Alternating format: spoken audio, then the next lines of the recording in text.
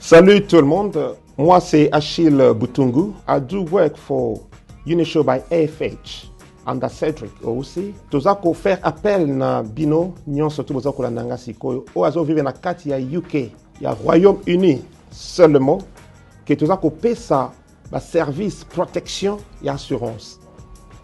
Tozako pesa assurance vie, life insurance. Eza que soki mutu aza na bomo ite ba futi yo mbongo. Mbongo bako futa yo eza pona ko couvrir l'enterrement, pena suko tika héritage na bana yo et en même temps so zaki na ndako ozwaka na crédit et ko ko futa ndako na yo. Toza susu na auto bengi living costs. Living cost ezali produit oyo soki mutu abeli azana ndako osalaka plus de 20 heures yaka soko beli assurance ko futa yo mbongo pendant que ozana ndako zo sala te. Et nous avons aussi building and content. Ce que vous avez kuna yo bien au futeraka, on go protéger ndakuna yo, toko futa yo. Toza susu na autre mengi critical illness, assurance maladie. Tango mutu, ozali susu na problème à santé, au beli sérieusement, l'assurance te paye. Toza na ba témoignage de belé muto yo afutami parce que bela qui m'a dit critique. Naza juste na besoin ya ko témoigner par rapport na makambo ya assurance onde kona biso Achille azako sala. Tango likame zui biso et que maman santé déranger, maman bazana droit ko futa ye autant. Réalité zake ba honora parole na bango pe ba pesa misolo e sengela ki par rapport na oyo biso tozwaki. Que za aventure te, eza vraiment sérieux. Nous sommes là pour vous. Why wait? Pourquoi attendre? Mieux vaut prévenir que guérir. Donc, kozela teti na suka. Naza apona ko aider yom tozo landanga, oza na kati ya Angleterre, na Royaume-Uni. Très bien, merci.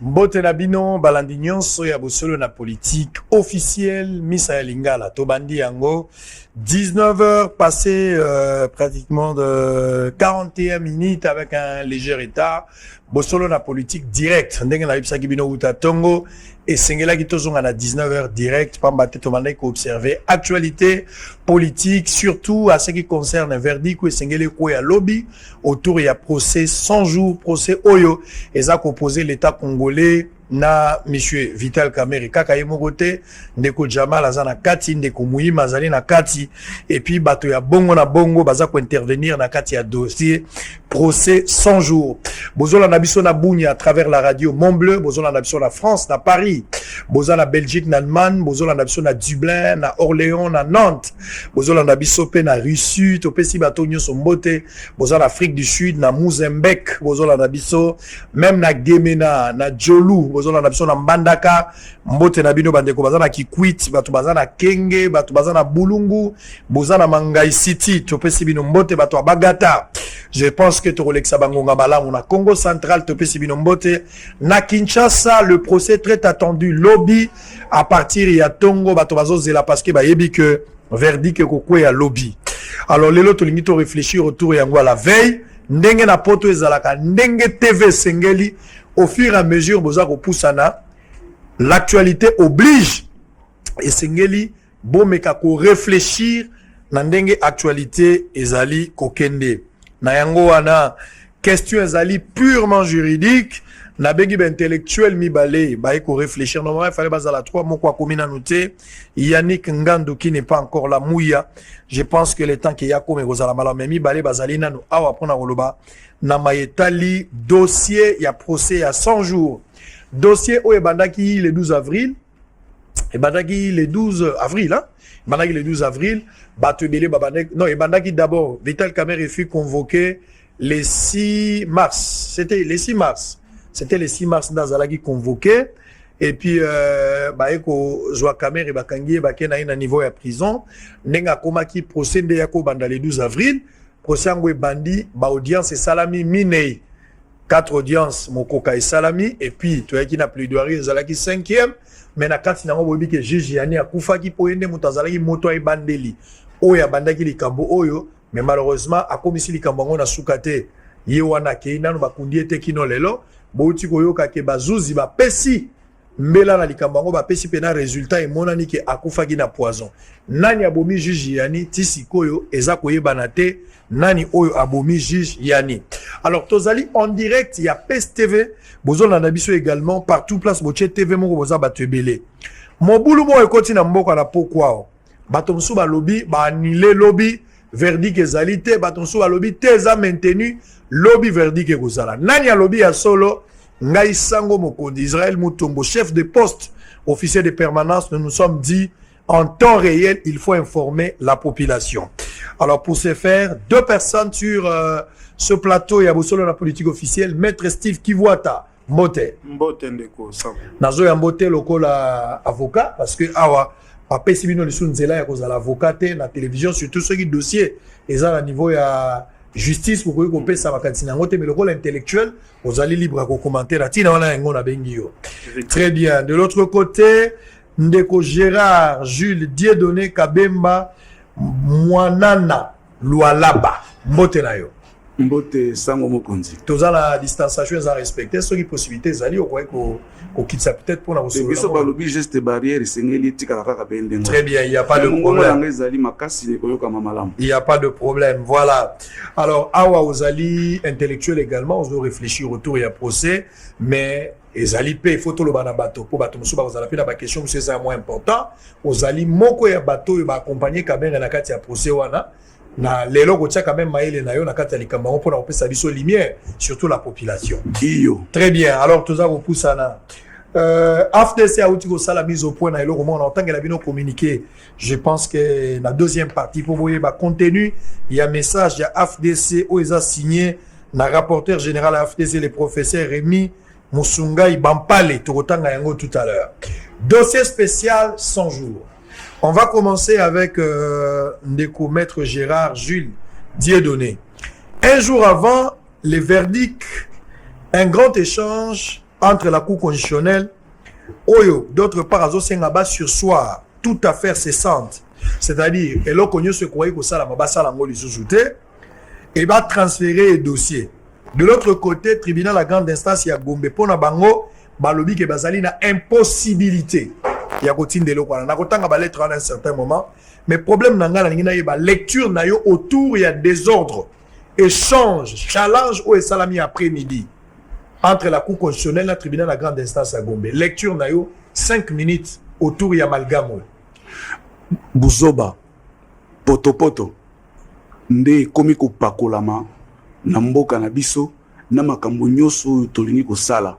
Même makambo o ezali na valeur na lingala ezali nini. Eza na motuya.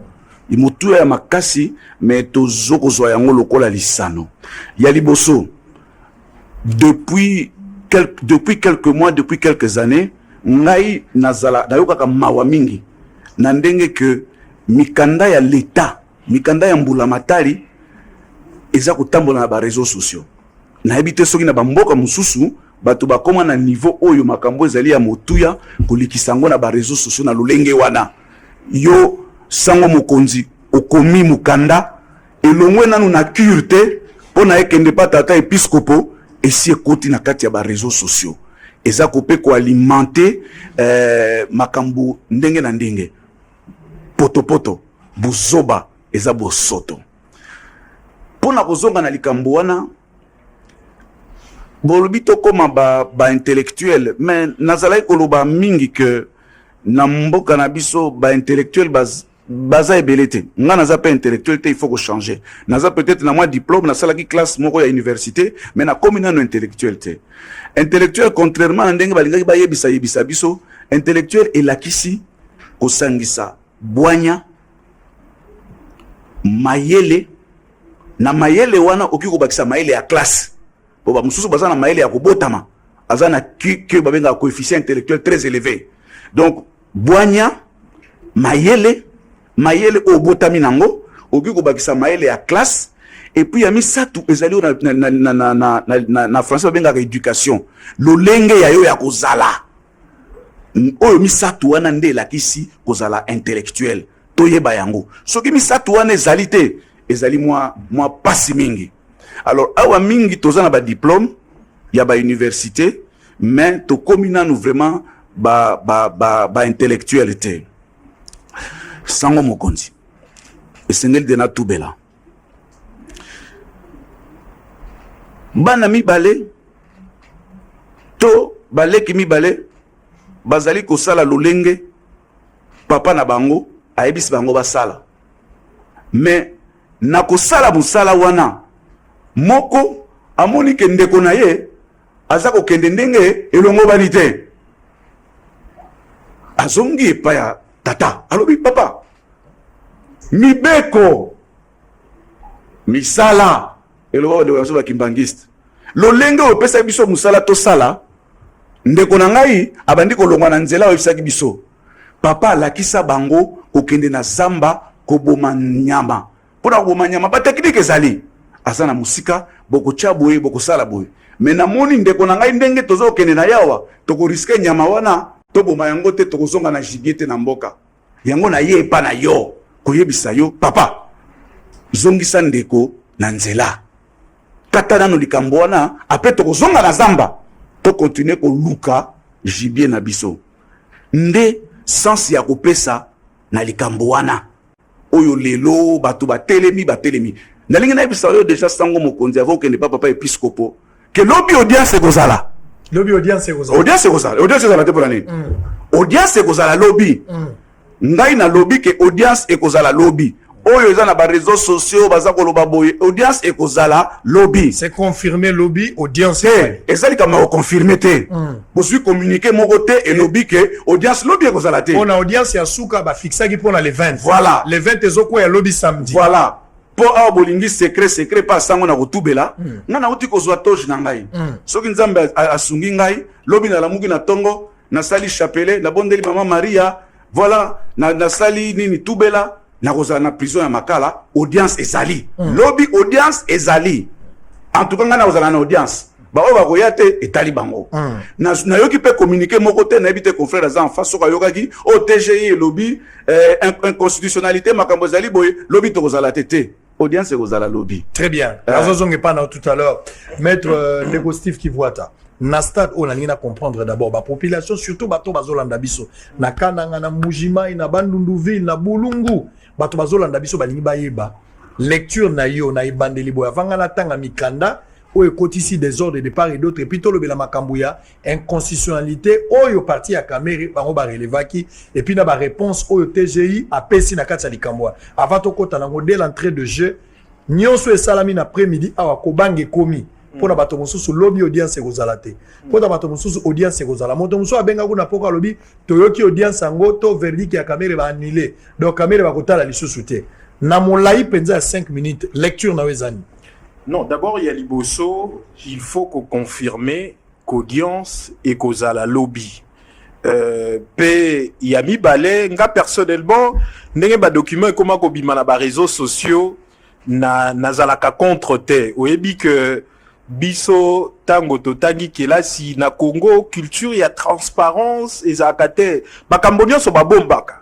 Même tango to zaki ko tanga soki oke kosala stage oza na posa toto oza kokoma mwa mémoire oza kokoma travaux de fin de cycle mpona ozwa badonné ata na régie des eaux ya kotuna bango mosolo nde basalaka omoi bokobomba nini faut toyeba que en son temps WhatsApp ezalaka te lelo WhatsApp ekoti mwa démocratie moko mpe des réseaux sociaux ça a une importance oui légèreté ezali mais légèreté wana eza ndenge tozali c'est-à-dire que zali ndenge mosu te c'est-à-dire tozaki komi bomba mais lelo bimisi biso na mpoisa en fait le problème ezali réseaux sociaux te le problème c'est nous hein biso vraiment document na réseaux sociaux voilà et pe babozo ba mosusu babosoto mosusu eza ndenge tozali il faut peut-être to se corriger to bomba bozo ba na biso te parce que na ka oyo personnellement je suis en train de regretter parce que ezali procédure moko sans enjeu makambo exception ana inconstitutionnalité ezali sans enjeu parce que zuzi constitutionnel si a se prononça na makambo oyo ceux qui peine des travaux forcés ezali conforme ou pas à la constitution juge constitutionnel déjà se prononça maintenant n'a me posé la question pourquoi les juges mokoloana à surseoir à quitter. Parce que Koké n'est pas un juge constitutionnel. Il allait rappeler arrêt R 166 il y a 2011 où il y a le baka que peine de travaux forcés à constitutionnel. Abi travaux forcés au bapekisi na mobe koli kondi ezali au moto a ko imposer ça na makasi. Mais travaux forcés on va prononcer en comme peine. Alobi eza conforme à la constitution eza constitutionnalité. Abi eza des législateurs congolais mokolo akolinga akoyi kolongo la peine à travaux forcés wana. Donc juge constitutionnel ce qui a surseaka plutôt juge il y a tribunal à grande instance ce qui a surseaka juge constitutionnel alingaki lo babongo. C'est-à-dire akataka makambo abito kana juge constitutionnel alingaki lo babongo par après makambo lingaki est normal ou soit par rapport à la pratique, bah comment rejoindre bah exception au fond. Nakanisi les grands problèmes ils que aloba ki yango pété. Donc atiki bah avocat ndeko Kamere et moi na suspense. Yango le 17 juin ndeko Kabengela maître Kabengela a komeli président à cour constitutionnelle. Nde yango ano monaki greffier en chef, y a moni était non. Ndeko na greffier à tribunal à grande instance bah pesa bango dossier parce que le quoi l'exception ça qui soulevé Bango va se prononcer comme ça y est à saisir le cours constitutionnel. Malheureusement, Yekuna Obi n'a se dessaisir déjà Zouzi Azoui. Personnellement, je pense que écoutez que ça les malheureux les exceptions d'ordre public. Bon, c'est vrai qu'en prononçant en audience publique, à l'obi que bon, tu sursoir. C'est vrai, tu as qu'à en faire en délibéré, mais la cour constitutionnelle veut se prononcer, mais pas de problème. Mais on dirait, moi, pratiquement, comme bongo, les juges, que ce soit à tripé, que ce soit à grande instance, des fois, bête à exception d'inconstitutionnalité, car, même au bec, on dit, et lobby, il faut, et ça, une obligation, constitutionnelle, et ça, même pas légale. Donc, moi, regret, et ça place, on a surtout pour une affaire, attends qu'on va montrer qu'il y a comme si c'est dilatoire, moi, j'aurais aimé que le tribunal de grande instance dise clairement, à joindre exception en fond, comme ça, bango basé là. Lobby Bayoka et Anonyme a réservé les bango où ils ont déjà prévu dans un des arrêts il y a cour constitutionnelle soit à sursoir. Donc mais lobby nakanisi était tokolanda yano espérons que à cause se prononcer sur exception en constitutionnalité. Alors, on va évoluer nazo tangela bino sko mikanda et bandagi les 12 donc tolo ba utaka liboso les 6 mars. Tant que solo ngwa kosambe bandi le 12 avril toye mosusu yaki okoma le 25 je pense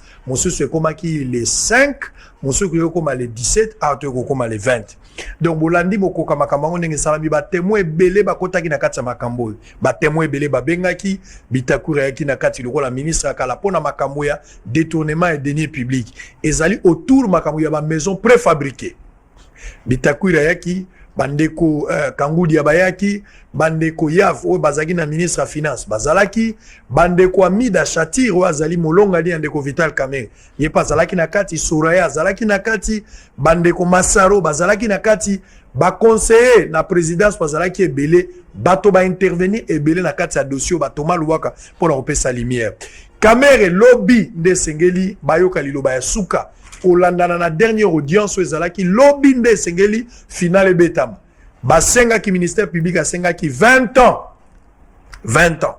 na dossier wana Mouyima basenga ki 2 ans batebele bamona ki ezalaki normal te mais Kamerhe 20 ans na 20 ans wana pour ba travaux forcés ndenge de quoi lobby mosolo pe ya kofuta ezalaki mo ebele proposition mingi kuta ezalaki na bato ezali même bozu ya Kamerhe bakanga yango pote misolo oyo ye a détourné na bandeko kolandana na procès ndenge ezali ba récupérer mbongo wane kota libenga ya leta mais côté musu bato balobi ke ti sikoyo na robango ba moni linyunyu ku esika Kamerhe ibagi te point d'interrogation lobby nde esengeli bazuzi bakata likambo wana boyoka siko mikanda yango ekomami lelo réseaux sociaux indi mais bato maile bakopesa makanisi na likambo TV za radio te Israël Mutombo chef de poste. On va lire la première lettre. Oyo d'abord coup constitutionnel akomaki. Oyo coup constitutionnel akomaki azako senga. Botanga na lettre wala. Ezali maître Kabengele Ilunga Jean-Marie, avocat immeuble Luango premier étage 87 avenue Kasavubo. À Kinshasa Ngiringiri. Messieurs les greffiers divisionnaires du tribunal des grandes instances à Kinshasa Kombe. Messieurs les greffiers, faisant suite à ta lecture numéro papa, moi ce qui m'intéresse plus c'est aléas. Constitution et du règlement intérieur de la Cour constitutionnelle daigner transmettre en état et en toute affaire cessante aux greffiers de la Cour d'essayant les dossiers judiciaires frappés de l'exception d'inconstitutionnalité dont référence à marche pendant devant votre juridiction. Moto a signé un greffier en chef François Unja Isia Wabosolo, secrétaire général Yenda Komaki. Boyoka sikoyo basinyaki PO. Akobaki asinyaki PO. Boyoka yami balé, lettre yami balé ça dit ko rapport nani lettre oyo ba greffier à TGI bango ba répondre. Nazoko tapaka monsieur le greffier, j'ai l'honneur d'accuser réception de votre lettre numéro 195 bar CC, bar sec, greffe, tout ça, BB 2020 du 18 juin 2022, l'objet en marche et vous en remercie. Il faisant suite après audience publique et foraine du 11 juin 2020, à laquelle cette cause a été plaidée et prise en délibéré, un délai de 48 heures a été donné à la greffière pour réceptionner les notes des plaidoiries des parties ainsi que la mise au propre de ces procès-verbaux d'audience. Après ce délai, le dossier a été transmis au président de la Chambre le samedi 13 juin 2020. À ce stade, mon greffe se trouve dans l'impossibilité de vous transmettre les 10 dossiers. Veuillez agréer, messieurs les greffiers, en chef, l'assurance de ma considération distinguée. Emmanuel Jikai Kabuya, chef de division. Botali bino moko pe botangi na ngai ba lettre nyonso o ba komi na pokwa awa. Maintenant, j'aimerais à ce que tu réfléchir avec des invités. Les constitutionnalités relevées par parti à Vital Kamerhe est-elle fondée? Est-ce que cette constitutionnalité est bloquée TGI à Gombe pour rendre verdict lobby mokolo ya samedi? Vous avez 5 minutes pour expliquer tout ça. Lui, il a également 5 minutes pour rebondir. Et ko expliquer yango ndenge wana te. Ezali pona ko bloquer te. Non. Non, mais ça c'est une question. Nazo répondre. Yonde so kolongolangolongoli yango. Na yonde tikanga na loba. Donc d'abord il faut to yekola koloba ba terme o ezali ya solo. Eza bloquer te. Bloquer eza yango te. Et koki ko bloquer te. Na droit ba lobaka sur séance. Soko landaki makambo na lobaki na lobi batindi biso bokila. Na moni que technique o balakisaki biso ya bokila. Mwana ndeko nanga za kosala yango malamu te. Na lobi suka na yango tokozwa nyama te. Tokoboma bantilope te. Na zongi pa ya papa. Papa, ndeko nangai aza kolanda lolenge oyo esengeli to sala te. Alors wana omoni que chasse na biso, bokila na biso, to telemi. To continue su bokila te. Yango wana sur séance. To lingaki to koma na makambo nyonso oyo te.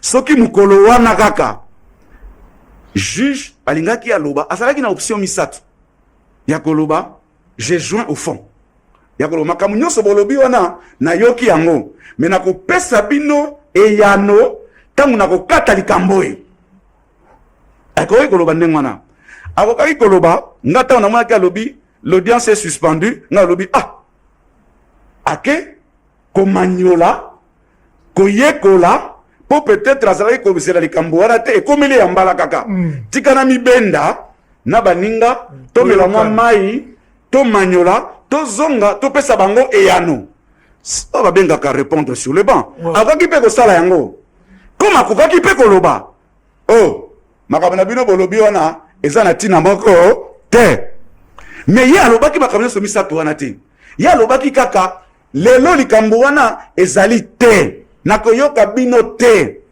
bokende kaka na plaidoirie alors qu'il avait cette possibilité là. Donc je ne sais pas nayebi te yango biso tobengaka na lopoto posture lolenge avanda lolenge na ye ya koloba ya kosala mukolo wana epesaki mwa somo mwa mingai na kobanga maître auti koloba awa que likambo avocat ya Kamerhe balobaki babengaka yango exception d'ordre public. Awa sango asali susu te. Oya ordre public sango akotelema. Episcopo bakoloba tata episcopo. Tozali ko tosa yo mingi mais awa muta kotelema te. Muta koleka te. Oyo wana kutu bakoyebisa papa mokonzi ya mboka kokoma kutu esika wana te. Po yo za mokonzi ya mboka esengeli te comme esika wana po ordre public elobi ordre public ezalaka na exception te. Soki balobi likambo ezali d'ordre public eza na exception te. Nalingi na manyola likambo moko. Procès wana eza procès moko pénal. Pénal elakisi nini? Elakisi bomo ya mutu. Ezali en jeu. Eza procès civil te. Civil to sakaraka te. To binaka to eza bomo ya mutu. Ezali honneur na ye. Sango mokonzi. Balekisa yo ndenge balekisaki na télévision wana. Mwasi na yo na bana baza kotala. Bato baza lo papa na biso baza moyibi. C'est ça, l'honneur, la crédibilité. Yango procès pénal basakanaka na ngo te. Yango pe mbula constitution ezo benga ngondenge na lingala. Mobeko likonzi ezo garantir yango. Parce que wana salami babengi yango procès non équitable. To signa mikanda ebele. Procès équitable et singi que wana eza ordre public. Ba ekwei. Esengela kike na mokolo wana azonga aloba OK. Bino likambo nini? Te. Avocat moko te. Na yebite peut-être ya mbula oyo mais maître azali avocat moko na yebi a rappelinga makambo ebele. Avocat moko sérieux. Avocat moko te sérieux a bloquer procédure pour nini? Pour nini? Nalinga na selisa. Likambo moko koloba que non effectivement ba télémakité. Yango tolobi boye ba télémité tam to kaboni mukolo wana toka ko mona papa ya liboso tam to za na bokila na yebisi ndeko na ngai nzela tozoke desa mabe o te nzoku wana pora to bomaye il faut que to sala boye nzoku wana ngana yaki na mwa bikila na boy ko yoka yo te to sala ka boye te protocole oyo papa pesa ki biso pora to boma nzoku ezande boye comme ya lingité na lobi bon na tango to kabwani wana na zongi po butu ekomaki ndana etango toza ko benda na wana toza ko ngwana toza ko loba butu ekomi nzoku pe asi akei to sali ko botobi to ko songa lobi to zongi na mboka tango to zongi na mboka nake ko mona papa cour constitutionnelle na ebisi papa tala lolenge ya kosalema ya lenge ya kosala to sali yango ndenge longo banite on linga comprendre tango peut-être moni ba terme moi c'est andunda zoyo kate nde biloko na lobaka yango il faut ko limbisa penza ko kitisa makambo na sepote lolenge bato balandeli procès ya kamere ba olanda ngo na TV bato balandi yango lokola bosolo na politique ndenge balandaka bato ebele nde tolandaka match ya Barcelone eza biloko misato ezaka filme ya novelas basi batala ngo liboke bosolo na politique nde bato batalaka boye et puis makambo match ba vita imana ba renaissance nde bato bakotala bato balingi bayeba d'inconstitutionnalité oyo ba relevaki na dossier ya kamere eza nini yango nde population alinga yeba po motu ya likambo eboti na pokwa eza nde inconstitutionnalité eza nini nde likambo yango wana nalingi yo banda yango et puis ne osukisa donc tokoloba yango na mobeko pe to limbola penza na pete po motu ayeba elobami na mobeko likonzi na article 16 nazui alinéa suka balobi nul ne peut être astreint à un travail forcé ou obligatoire. Donc ad motomoko te bakoki kosenga na bokasi asala musala moko boye songolo mpakala. Sikoyo soki otali na code pénal na biso et sikoyo ba prévoyaka ba mbeba pena ba peine na yango. Pour une infraction à détournement, il y a deniers publics. Mbebo bazali, parmi Mbebo bazali kolanela ndeko kamere. Soki balobi ko commettre infraction à détournement à deniers publics, peine na yo, na évite peine na linga les akanini, na bosani, etumbu, voilà. Etumbu na yo, balobi pour na détournement à deniers publics, eza kokende, na mbula moko, kino 20 ans. Peine peine eza ya travaux forcés parce que na ba peine ezalaka travaux forcés ezali okangami mais oza na mosala moko fo salaka pendant koza ya kokangama mosusu ezali kaka servitude pénale balobi 20 ans wana okangami osali 20 ans mais oza na travaux forcés te sikoyo bandeko baavocat ndeko Kamere bango baobi mais infraction mbebo ya détournement à deniers publics travaux forcés wana peine ya travaux forcés oboza kolobela Mobekoli Kondi na article 16 alinéa ya suka aboya yango donc peine wana ezali lisusu conforme na Mobekoli Kondi te bango loko basoulevaki yango wana exception bobi boko condamner moto na etumbo yo Mobekoli Kondi alingaka ngo lisusu te donc yango wana exception constitutionnalité siko Mobekoli Kondi na biso article 162 alinéa 3 elobi zuzi soki kako yoki ba soulever exception inconstitutionnalité pa na yo tika makambo nyonso zelana no yoka juge constitutionnel aloba apesa yano yoko ki koloba isu te Mobekoli Kondi alobi bongo mais ndenge maître Gérard alobi possibilité za koloba ke bon nakopesa yano mais atango na kokata likambo parce que na yano nanga akopesa bino tote akoipe kopesa yano sur place mais moi problème mokende nga moko na constater qui ezali que tout cela n'a pas été dit moi suspense moko ekotaki wana bango tango ba saisir eza que sikoyo motango zuzi yango wana juge constitutionnel bon mais makambo moko eza makambo na yo biso to soulevaki yango mais babeti yango kara biso to lingi yo se prononcer sikoyo administration na ye greffier na ye abi bon natu na moninga kuna pesa nga dossier yango pa yo mutoko makate comme ça na pesa ngo awa ba se prononcer normalement c'est du droit personnellement loko les exceptions d'ordre public et c'est loko moko il faut ko bazuzi aloba sikoyo nga na ba même soki balobeli yango te ba mi kotisi na moi violation à forme moko inutile parce que au moins siko bato ba monaka privilège à juridiction ils a kamala mo privilège à juridiction et ngi koloba que au moins ndeti président de la République ba juge quand même ba mona cour constitutionnelle soki ba condamné esili wana azali sous atana double degré voilà exact ba député soki ba kangio na cour de cassation ba prononcer peine moi ok ndesika muso ezate mais ndeko Kamere ye motaluka ku privilège de juridiction na ebandeli finalement ndenge aza jugé na TGI possibilité ça que ceux qui esili ba condamné akoki ko na cour d'appel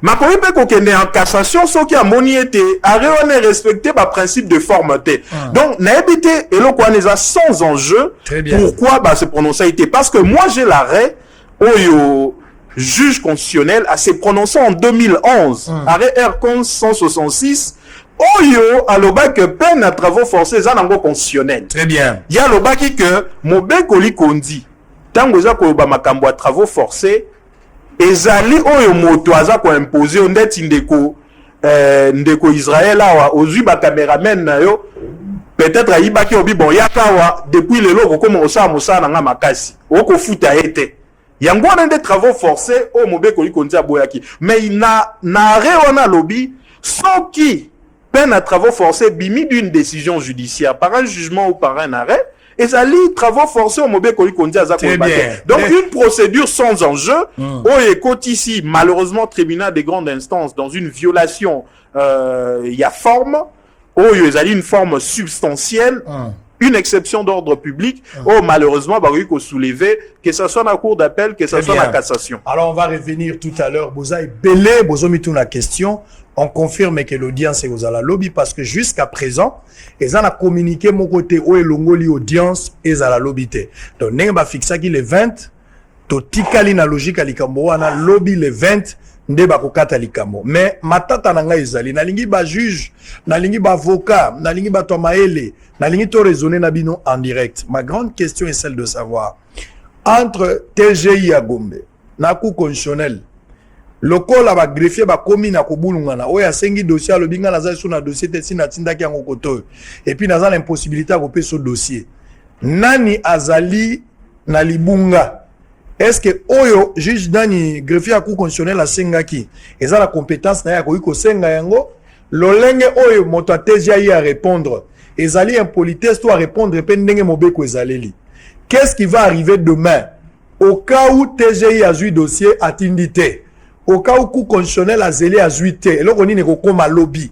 Est-ce qu'il y a une conséquence néfaste pour la République to pour na bateau bazo zela basamba lobby pour na koyeba yoka ko katana ya ko samba la bango lobby motuna ezali tozozunga nesika wana nazalaki na matadi to tambola nzele za mulai ba reportage eza ebele na komaki na Mbanzangungu boyoka congolaise moko zoloba insécurité na Mbanzangungu bazala ba problème ebele. TV za radio te suivez en image et puis on se retrouve après.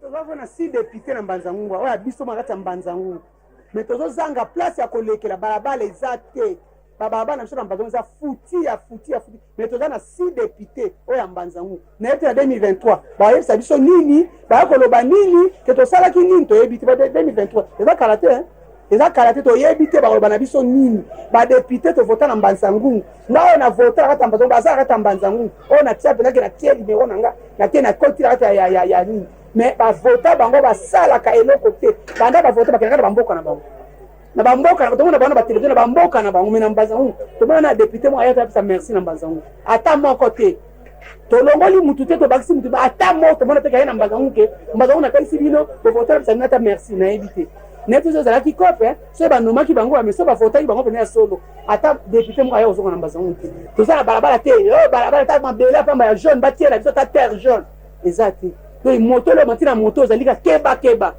ba monika place parce que la tuer que parce que bida ba sala te ba sunu kisapelo ko mokote ko ko mbuya ba na bazandu kote la ba na machete nini nyose tu wana donc itanche komeli biso uyangana papa sango tu mona ngi to komeli awa ne komeli biso awa donc en tout cas bo sala biso le tout possible pour na eloko ba kuluna wana ba sili sango leta sili sa eloko wana ko to mona pas toujours souffrir to ya boto te ka biloko mbongo bien malungi zati banzela nyaso bakangi bango kuna bazanga bango bien biso to vivre na vie ya bilango mama okende koluka aya koluka to lia oya we banzela bakangi to ebite to kotanga be to kotanga.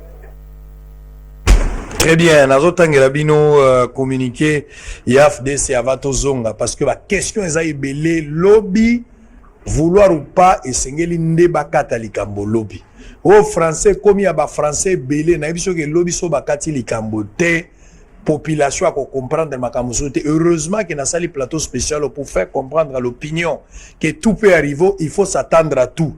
Et comme makambo politique te yango nazo sala makambo na tongo na pourquoi batomso ba la lobby pour ba lobanga na lingi avant likambo le l'information évoluer. En tant que journaliste d'investigation, on organise un plateau spécial.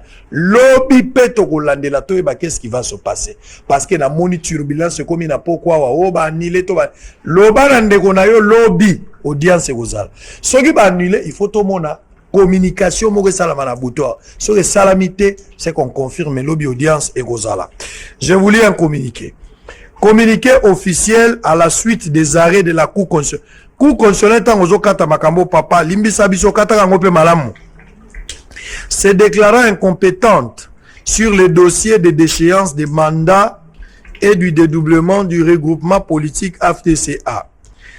La conférence des présidents du regroupement politique AFDCA a suivi avec attention les arrêts de la Cour constitutionnelle rendus en date du 17 juin 2020 par lequel la Cour se déclare incompétente pour constater d'une part l'inconstitutionnalité de la décision de la Commission politique administrative et juridique de l'Assemblée nationale confiant la supervision du groupe parlementaire de l'AFDCA à des députés nationaux dissidents non reconnus par les textes légaux comme sociétaires et non signataires du protocole d'accord du 17 mars 2018 portant création du regroupement politique AFDCA et la tentative de dédoublement du regroupement politique AFDCA, ainsi que les départs délibérés des mêmes députés dissidents, impliquant en conséquence la perte des mandats parlementaires leur confiés au nom du regroupement politique AFDCA. D'autre part, la conférence des présidents du regroupement politique AFDCA, qui fait face à un déni de justice et qui est consciente que le peuple congolais et l'opinion publique connaissent les parcours et la vérité sur la situation du regroupement politique AFDCA depuis sa création jusqu'au jour de la présentation de la candidature de son président national statuaire et autorité morale l'AFDCA, le sénateur professeur Modeste Bahati Lukwebo, au poste de président du Sénat de la République démocratique du Congo, continue à faire confiance à la justice de notre pays et va saisir les juridictions nationales et internationales compétentes en vue du regroupement définitif de ses droits. La conférence des présidents du regroupement politique AFDCA s'en tient au strict respect de la Constitution, des lois et des textes réglementaires de la République démocratique du Congo, ainsi que le protocole d'accord du 17 mars 2018 portant création des 10 regroupements politiques. On va terminer par ici. La conférence des présidents du regroupement politique AFDCA dénonce avec véhémence l'interprétation erronée, la manipulation et l'autosatisfaction des dissidents qui tordent la vérité dans les médias et les réseaux sociaux. Pourtant, Cour constitutionnelle n'a pas statué sur le fond du dossier du regroupement politique AFDCA.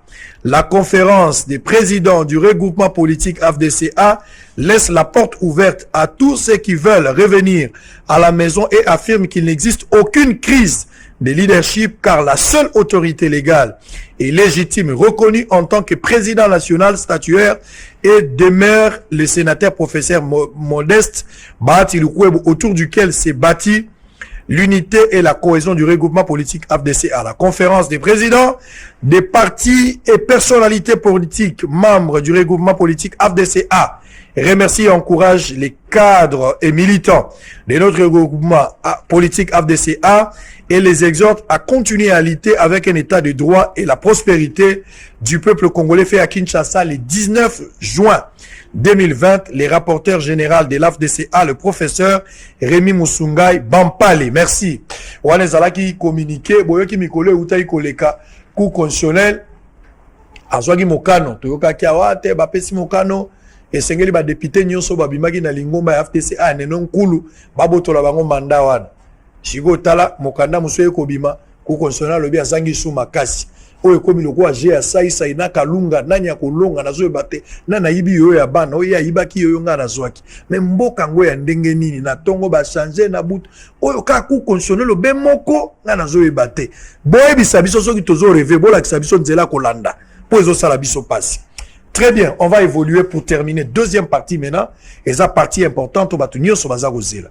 J'ai posé la question tout à l'heure, maître, il y a un téléspectateur qui nous a écrit. Selon lui, et il le rappelle d'ailleurs à rafraîchir ma mémoire, le juge, le jour où on attend un avocat à Kameri, Bazouaki Malouba, pour nous soulever sur une constitutionnalité, juge Andibaki, Alobaki qui n'a qu'à répondre à un arrêt, selon va dire, il y a téléspectateur à rafraîchir. Alors que yo lobby motirale koyo kayangote, mais il y a lobby et Zalaki. Alors la grande question, qu'est-ce qui va arriver demain? Au cas où TGI atikali la position na ye verdict Sengeli et salam. De l'autre côté, coup constitutionnel a sengi me baboyi ko pesa ye. Spectacle sur le plan judiciaire nini rozala lobby ba conséquences zali nini sur le plan juridique pour l'avenir ya mboka. 7 minutes sur cette question. Et lobby et loko ya mabe kozala te. Ba kokate la 20 ans lobby te. Te loko ya passe kozala te. Eloko apasi kozala te lobi bosolo na songeli lisese na ngai tangu bana mibale wana bazozonga butu ekomi bazozonga na mboka onde kwake komona papa alobi papa tala ndeko na ngai boye asali yango te papa atindi batu alobi boke ndeko yebisa mwana oyo aya nakutana na ye ponde ko na ye azali awo mwana tindi ya na lobi papa nasilisa kolia nasisa kosokola mai na mwana pe mwana na ngai na mwasi naza koya eleki ngonga muke aye tango akomi wana papa alobi nga natangisaka bino soki ozali na flèche na lingala balobaka nini ozana likonga soki ozana likonga esengeli osala boy likonga na yo ezali wapi ndeko na lobi likonga papa likonga na ngai yango oyo abi yo likonga na yo ezali wapi pona la kisabino ndenge fo bosala ya lobi no tangu nazalaki koya nayokaki nzoto kolemba natikaki likonga nange pa ya noko po ndako ya noko na ye ezalaka na ebandeli ya mboka papa lobi me lolenge kani yo kokutika likonga na yo po esengelaki oya na likonga na yo na tina te na kata likambo oyo nalakisa bino lolenge nini ya kosalela. C'est yango de image ce qui arrive aujourd'hui. Mais papa alobi nga naza papa nakokata be likambo oyo.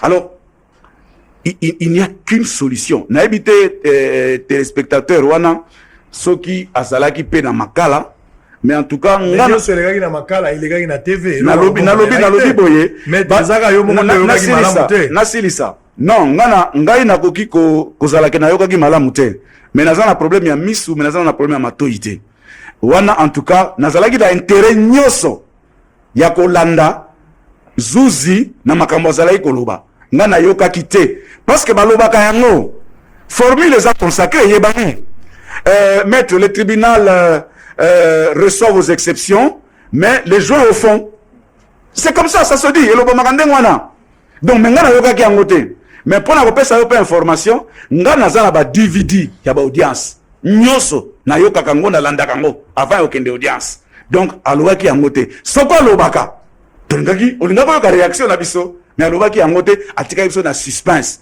parce que boni tango akomi alobi bon awa be ngai 2 heures olinga te 2 heures eloko mususu te olandaki yango pe mais na kokota na likambo wana te po na ngeza na tina te non exception wana ezali na tina na lobaki yango enjeu ezali kamere aboya kokende devant bazuzi te mais alobi bokata likambo na bosolo permettre nga na expression na yo si bokata likambo nde na bosolo kokata likambo na bosolo elakisi kolanda mibeko kolanda pe ndenge ya kosalela mibeko na ebite juzi makanisi nazalaki nango mais on a pour, à mon sens c'était un spectacle désolant en tout cas peut-être pour pas na biso to monaka makambo wana te mais bandeko oyo bazali na poto na ba camarade ya mindele to eba na bango balobi mais oyo ezali likambo nini donc ezalaki eloko moko ya moke koloba kaka maître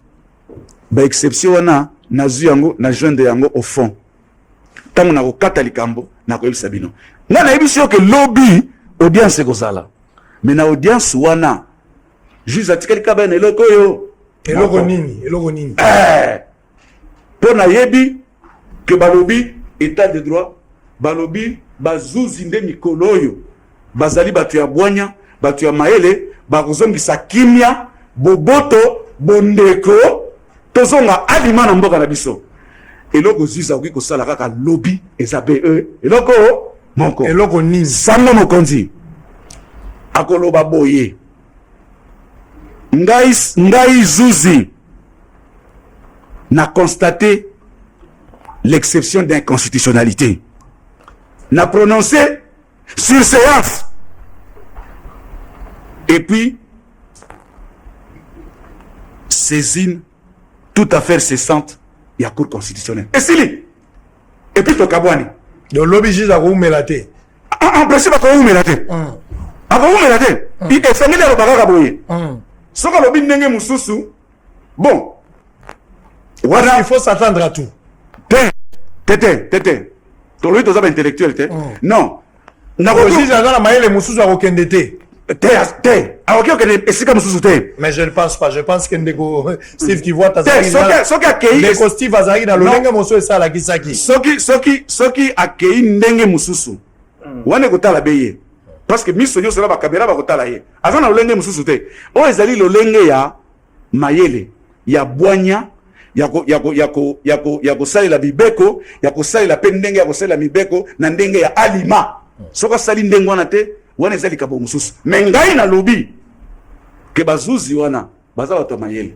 balingi kimia balingi boboto balingi bondeko lobi akoloba be boye après tokozonga toke na cour constitutionnelle tozeli siko cour constitutionnelle mais ndeko Steve alobi jurisprudence ezali tant mieux problème ezali te ayebisa biso kasi yango te mokolo wana kaka koyei koloba yango mpo na whatsapp na ye bakoki kotindela ye bakamarade na ye bazali wana tata awa koyo okati olobi no okende kopema likambo wana koko so bakotisi yo na kati epa bato wana ogi kobima na lolenge boye alingaki azonga alobi je rends ma décision sur le banc et a appuyé sur jurisprudence oyo ya koloba ke na mbula oyo elekaka likambo ya lolenge boye bakataka yango boye mais juge wana aza moto ya mayele aza moto ya mayele aza na mayele mingi avai koloba yango te po ayebi en matière de jurisprudence les faits ne sont pas les mêmes. La jurisprudence s'attache au droit mais pas aux faits. Très bien. Est-ce que ma fait au bakatelaka likambo wana ezali lolenge moko na oya kamere na yebite mais ezali lolenge moko te. Très bien, on va évoluer. Alors maître Ozali Pena 7 minutes négo Steve Kivuata. Non, c'est là 7 minutes. Si au kokisi yango. Si 7 minutes. Au lobby est belé. Peut-être il y a koloba pe ezali certainement na onde kwa lobby pour motune za monene meki. Eloko nini ekoleka lobby eloko nini ekoleka lobby ngala zotikala na lolengo ba congolais belé obike ba marche salami mwa ndambo surtout na côté ya est pour na koloba mingi te bande ko belé ba protester likanisimo bande ko ilanga ngala bi mais au juste aucun politique congolais osala arrêter parce que politicien nyoso bokangaye batu ya groupe na ye c'est-à-dire parti politique na ye coin place au ya botama na village ne batu ba osala marche alors ce qui motonyo c'est sengeli base na ba sala marche c'est que justice est ko évoluer na elo côté malgré marche na bango échanger le côté lobby batu bazozela pour la batu mosusu na mona batu suba sexinga kamera fois au moins 50 ans ba msu 20 ans mais je pense qu'il y a ba commentaire exagéré à batu ba juzi ba kotika na likamboka ndenge zali batu belé pe bazobondela pour la caméra ça il faut le dire même moi si na maman Amida quand tu l'appelles ou bien sur aux informations à comment na eka moi si ya mabondeli pour azo espérer on dit que caméra moi préparé déjà maman et ça qui est que balta musuba okanga la kozonga te le rôle soit préparé batu na ye préparé pe bana donc hier na minute maman azo bondela kaka za moi ça mabondela avec espoir que nzamba ko exaucer bango caméra kozala quitter mais par rapport à ce que le maître a dit, lecture, on a eu 7 minutes également pour la même question. Non, d'abord, il y a Liboso, caméra Koikozo, au-delà de 20 ans. Voilà. Parce que peine, il y a Souka. En matière, il y a servitude pénale et à travaux forcés à 20 ans. Au-delà, il y a peine, il y a perpétuité, c'est-à-dire à vie. Na peine capitale, oyo, bakoma ko bongo la yango na peine à perpétuité, c'est-à-dire kozana bolo ko vi na omobimba. Yami Balé, Olobi Makambo, il y a FDC et Touchenga Makasi parce qu'effectivement, bon, Nakoko Tanango Bozindo Makashite, parce que normalement, ceux qui Makambo à leadership est déjà établi à niveau à ministère intérieur, alobi que tel moto a une légitimité, et Sengelinde camp politique, wana mosusu, bango ba saisir les instances juridictionnelles administratives, bakoyi ko saisir cour administrative d'appel au Conseil d'État. Ce qui va saisir yangote, c'est que dans l'entretemps, leadership wana eza reconnu que zandeko baati motoza nango na moto baati te mais c'est du droit, il faut droit eza lokwa maman babala ka maman te, il faut que le bango na bosembo pe na bosolo. Et du moment où requête ne ezala qui déclaré recevable et liki koloba ke batala ki mikanda ba moni ke ya solo ndeko baati nde moto akoki ko engager FDC. Donc et mobe koli konzi moto elobi député national to sénateur oyo akimi parti na ya longwe à perdre mandat parce que moni tango eloko wana katamite na cour constitutionnelle, c'est-à-dire tokozana ba député volant okoye bate azana parti mais c'est un indiscipliné ou à quoi de voter ailleurs, à quoi que lisanga mosusu. Normalement, la seule juridiction compétente, le cola principe est établi dans la constitution et ça pour constitutionnel. Mais cour constitutionnel na biso, asa la plus courageuse parce qu'elle juge quand même ba acte d'assemblée, ba motion de censure, ba motion de défiance. Oh mon bécoli konje le baka vraiment té que sa compétence na bango, ba élargissant compétence na bango, ya kolobaka été ba battre la libertés et droits fondamentaux. Alors à chaque fois que un acte d'assemblée est porté atteinte na ba liberté na ba droits fondamentaux, bango bakoki kozwa yango comme compétence na yango. Donc personnellement je n'ai pas compris nazana dossier anate, mais je ne comprends pas cette attitude là de la Cour constitutionnelle et qu'on risquait et renforcer dédoublement à ba parti politique comme on a toujours vu. Mais maintenant makambo oyo maman ana lobby landaki que juge à l'obaki, c'est que lobby le juge a préparé mokanda na ye conformément à arrêt wana na lobi arrêt wana ezali en fait un arrêt qui a été rendu par rapport il y a une loi portant suppression de travaux forcés. Donc ça prend tout le fait possible parce que problème na bango eza peine wana, c'est même pas un problème de fait, c'est un problème de loi. Parce que c'est une disposition du code pénal où ils ont mise en cause. C'est ça l'exception d'inconstitutionnalité. Dissolution en article 145 où ils ont prévoir peine de travaux forcés.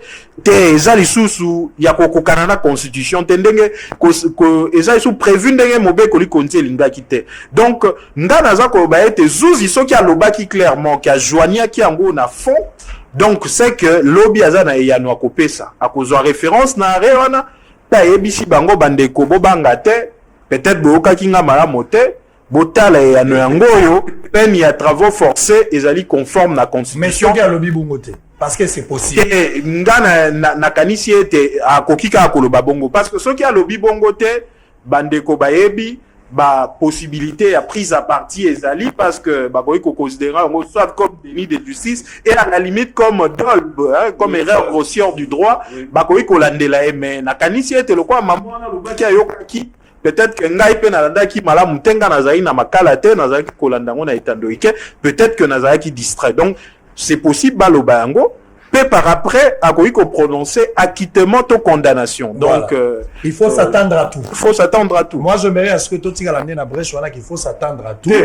Mais mettre à lingi à moto on a mettre automatique non to oki komi attendre na tout wana lobby non soko lobby to mi attendre na tout donc émission ozana tinate oto yaki pona repère éclaircissement donc yo siko lingo ma so na fou yo nde non ça dit non ngala papa tika ngana ebisa yo limisa la zo peso likantina nga comme ça yo pesa nga yano 2 minutes et puis on va terminer pourquoi na zo mituna bongo na lobby bo kaka lelo na pourquoi bino moko bo moni que coup constitutionnel greffier a sengi abi pesa nga dossier wana lelo mokando moni yango na tangi mokanda mais de l'autre côté pe greffier mosusu aza na TGI na tuna bino question na ibandani aza mokonzi ya mosusu na tuna bino na aza na compétence to pouvoir likola moninga oyoki TGI ya koto ya Gombe ya lobite naza na impossibilité à repérer ce dossier donc déjà spectacle to moni na pourquoi wa e kotika biso faiblesse to mona ke nyonso kogi koya partant na makambo to moni na pourquoi ya la bi mokolo ya lobby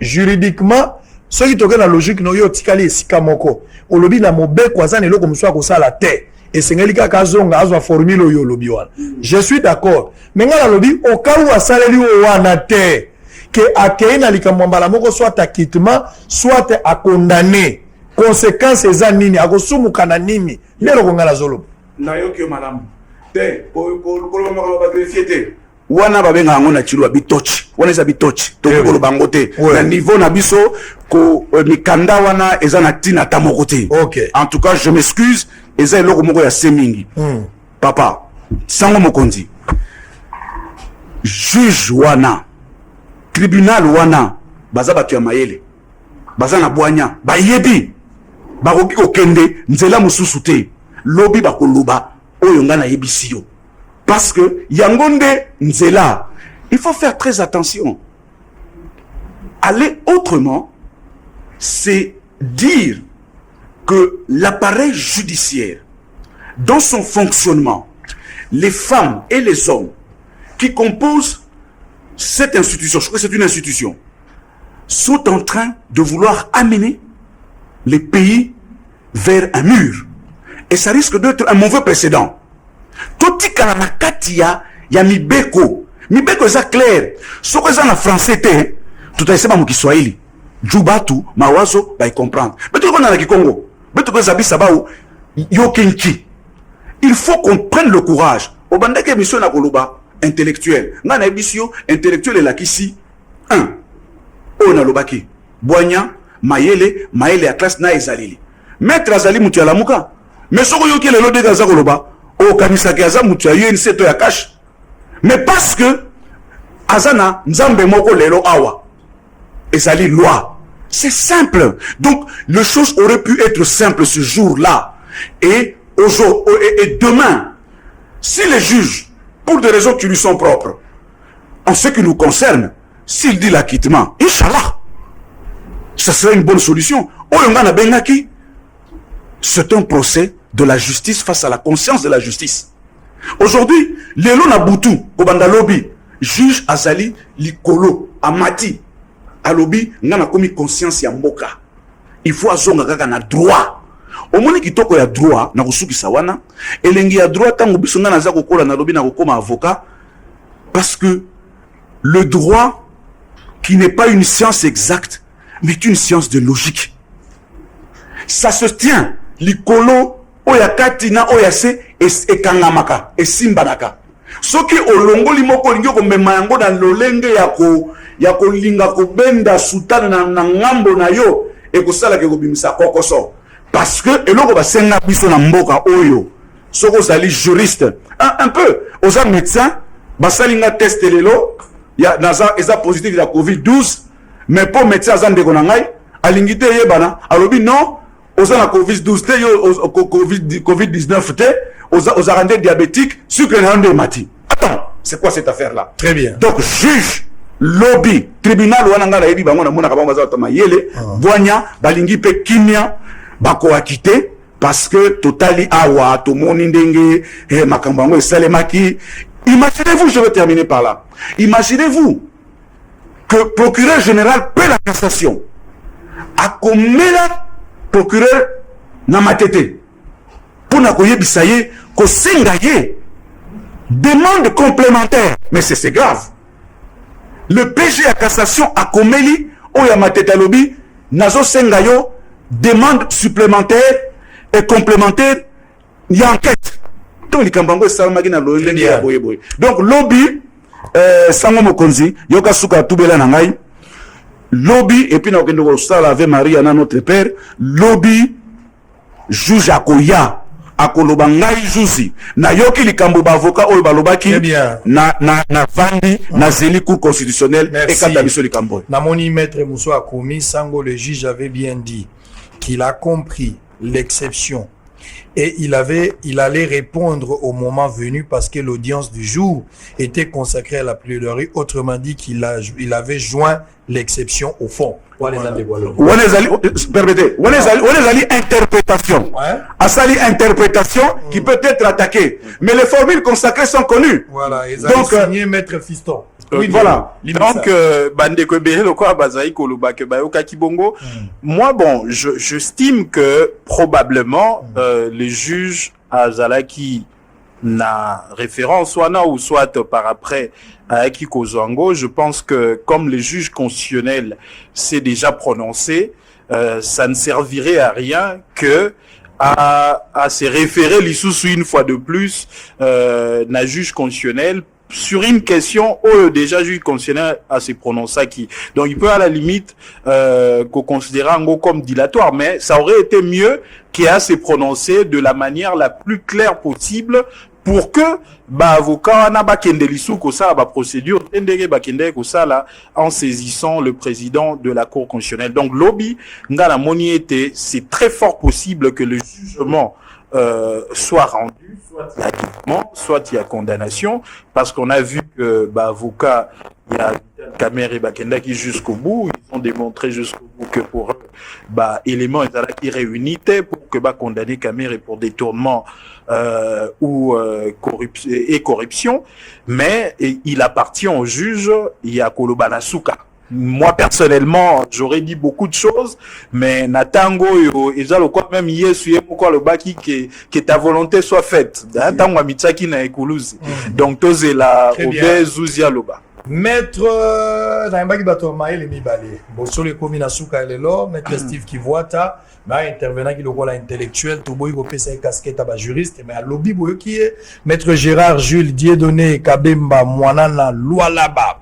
Il n'est pas qui parle pourquoi elle est là. Lobby, Tokoyoka, qu'est-ce qui va arriver demain? Boyoki bango au départ et d'autres babaki kopé samaele batika lika na mobe koli kundi. Nini rokoma lobby, procès caméra zalaka interpellé depuis le mois de mars. Azara depuis le mois de mars à Kangami, Simako Kangama ko sambe bandaki le 12 avril là maître. Oui. Babandi le 12 avril makambo etamboli malembe awa lobaki le 20 ba témoin belé ba kotaki na kati ya makambo oyo ngala koloba te lokola Vital Kamerhe po ye moko maloba suka nda lobaki ki a pesa ki epa ya peuple congolais zali kama mboka pe alobaki pona mama na préparaki déjà mama bitumbeza makasi ezali sou ya nzoto te komi ya molimo mama mida toka na prière ye moko esa préparaki famille.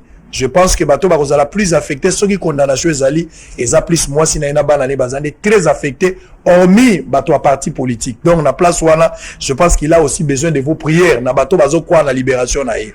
Mais bato pe bazo espérer que lobi akozala condamné c'est aussi un droit parce que ba congolais bazo réclamer mbongo na bango et sengeli pole monana bozwaki bambongo tango tozelaka une année après chef de l'état pesi makambo na ye ya 100 jours na euro tozelaki te ba projet tozelaki une année après to banda kolia mbuma chef de l'état olobaki na biso 100 jours euro batonde bakoti déjà na bandaku baso de muto ese sili mais Vital Kamerhe tala une année après depuis obino bokoti au lieu tozwa résultat o tozozela sur terrain tokomi na mamba ba procès retard na programme ya chef de l'état et ko rattraper la bilan il sera obligé de se justifier. Est-ce qu'on peut présenter procès, toi qu'on présenter résultat favorable pour le peuple à l'Oba, oui, il faut te renouveler le mandat. Et ça passe, et ça peut retard pour la chef de l'État. Lobby, est-ce que le tombeau sera vite?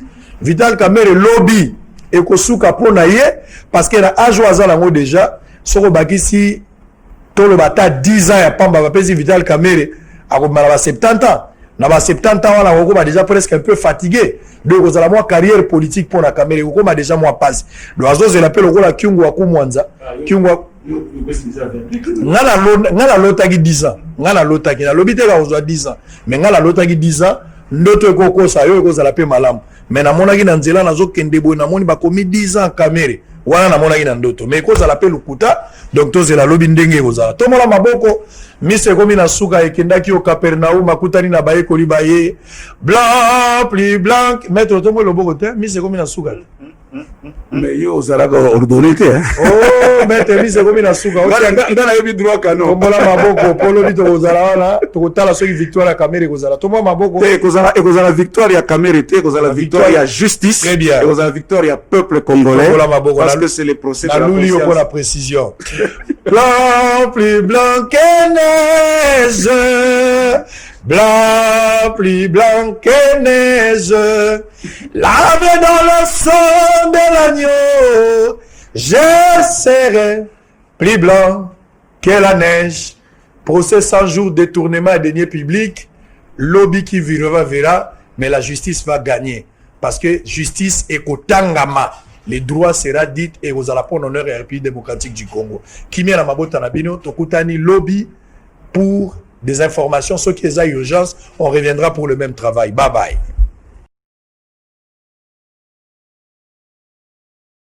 Salut tout le monde. Moi c'est Achille Butungu. I do work for Unishow by AFH. Under Cedric aussi. Tozako faire appel na bino nyonso tu bozako la nanga sikoyo. Oazo vive na kati ya UK. Il y a Royaume-Uni seulement que tu as coupé ça, service, protection et assurance. Tu as coupé ça assurance vie, life insurance. Et ça que ce qui nous a bon moïté, fouti mbongo. Mbongo bako futa yo, et ça pour couvrir l'enterrement, puis dans ce côté héritage na bana yo. Et en même temps, ça qui n'andako, on a un crédit, et puis peut futa ndako na yo. Tout ça, c'est un autre bengi living cost. Living cost est ali produit oyo, ce qui muto abeli azanandaku. Au salaka plus de 20 heures. Yaka. Ce que beli assurance ko futa yo mbongo pendant que zanandaku zo salate. Et nous avons aussi building and content. Ce que zanandaku na yo bien au futeraka, on go protéger ndaku na yo, to ko futa yo. Tout ça, c'est un autre bengi critical illness, assurance maladie. Tango mutu aux alisusu na problème à santé, au belly sérieusement, l'assurance te paye. Tous en a témoignage de belly mutoyo a futami parce qu'abela qui m'a dit critique. Naza juste na besoin ya ko témoigner par rapport na makambo ya assurance onde kona biso Achille azako sala. Tango likame zui biso et que maman santé déranger, maman bazana droit ko futa ye autant. Réalité za ke ba honora parole na bango pe ba pesa misolo e sengela ki par rapport na oyo biso tozwaki. Que za aventure te, eza vraiment sérieux. Nous sommes là pour vous. Why wait? Pourquoi attendre Mieux vaut prévenir que guérir. Donc, kozela teti na suka. Naza apona ko aider yom tozo landanga, oza na kati ya Angleterre, na Royaume-Uni.